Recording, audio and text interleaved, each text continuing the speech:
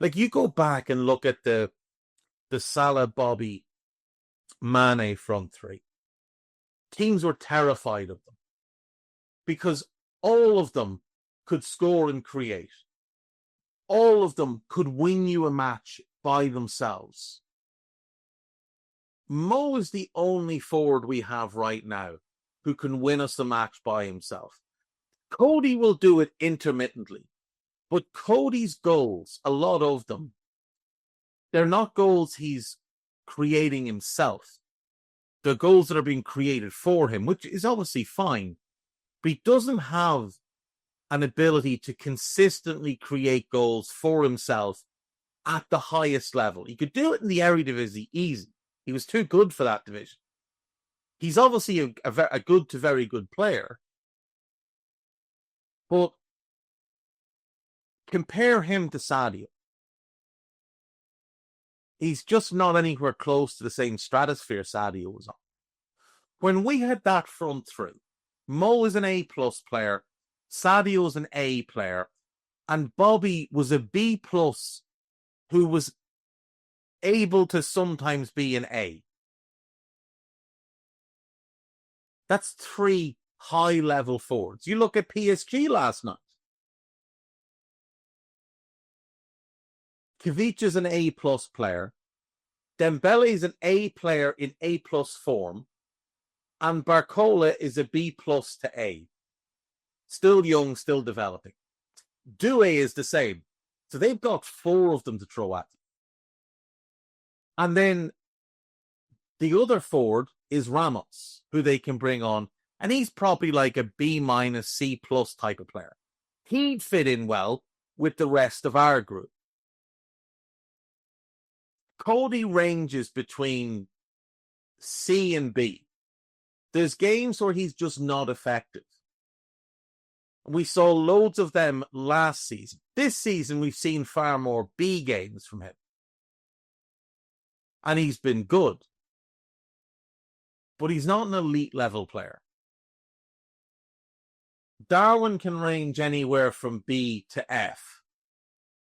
So can Diaz and so can Jota. We don't have the same level of quality that PSG have in attack or that we used to have in attack. We've got better depth now, which is great, but we're so overly reliant on one player that it is concerning. Because now teams know they can just double up on Salah, and it is going to really hurt us and make it much harder for us to be effective going forward. You know, like, you go back to when we had Suarez, Sturridge, and Sterling. Suarez was an A+, Sterling was an A, and Raheem was a B+ to A- kind of player. Young, very promising, developing. And we also had Phil, who was probably an A player himself. We had four going forward.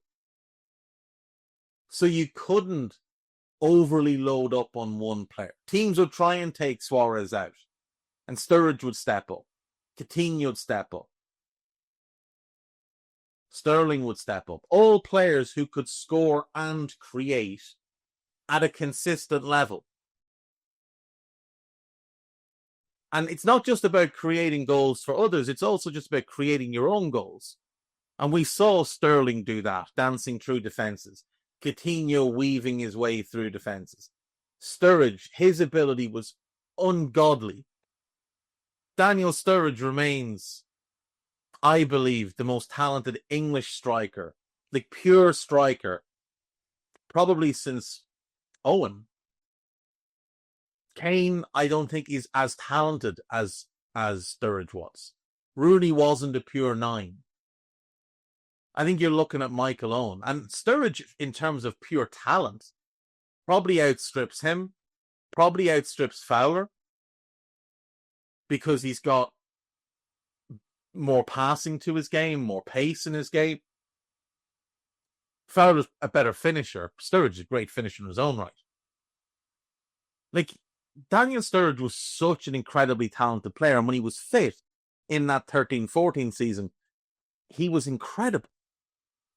absolutely incredible. Obviously, Suarez got incredible amounts of praise and adulation and all the rest, and rightly so. But Daniel Sturridge was amazing that season. And teams were genuinely terrified of our attack. Now, they weren't scared about anything else because they knew we were train wrecked defensively.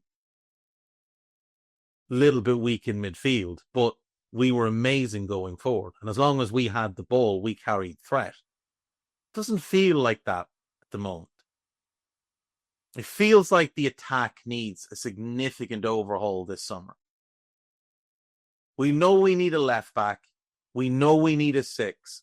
We're probably going to need a right back. But it feels like we need to bring in 3 attackers this summer. Mo obviously stays and starts. You bring in 2 more starters to replace Darwin and Diaz.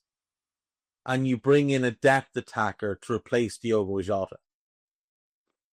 And maybe you keep Chiesa another year just because it's a lot to do if you're also getting rid of him. But maybe you move him on and you give Ben Doak and Kumas and Dans the opportunity to establish themselves as the 6th forward.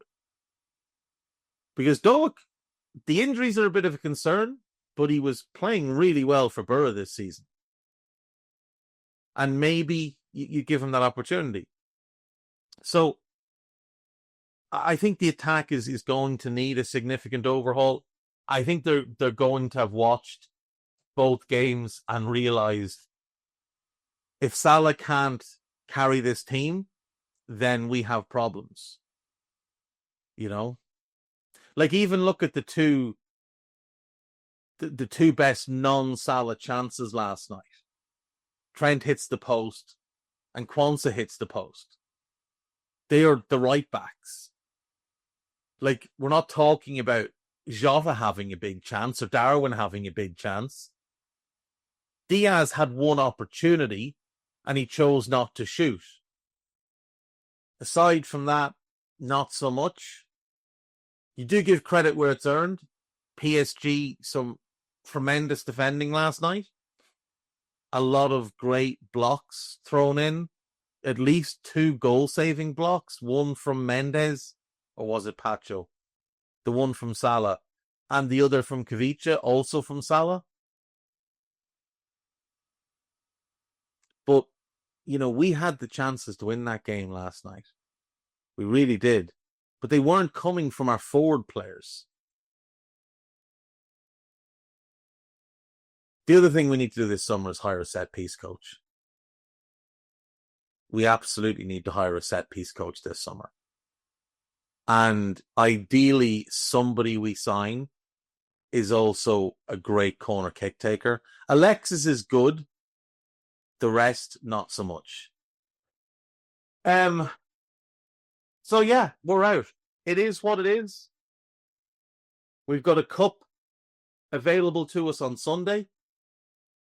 Trent being out is less than ideal, but I trust Gerald Quansah to start, and I think Ibu's going to be fine to start.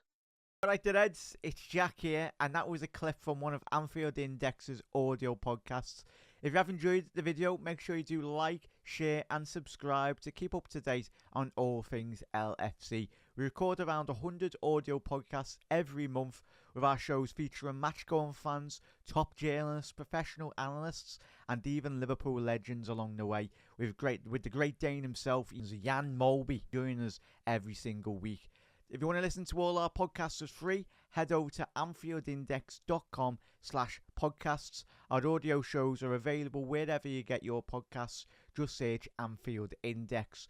Or if you prefer to listen to all our podcasts in full and without any ads, why not head over to AI Pro today to check it out now at AnfieldIndexPro.com. If you want to get involved in the great growing community of Liverpool fans, check out the Anfield Index Discord. The link is in the description. Do get involved with that from Reds around every corner of the globe. For now, Reds, hope you enjoyed this video.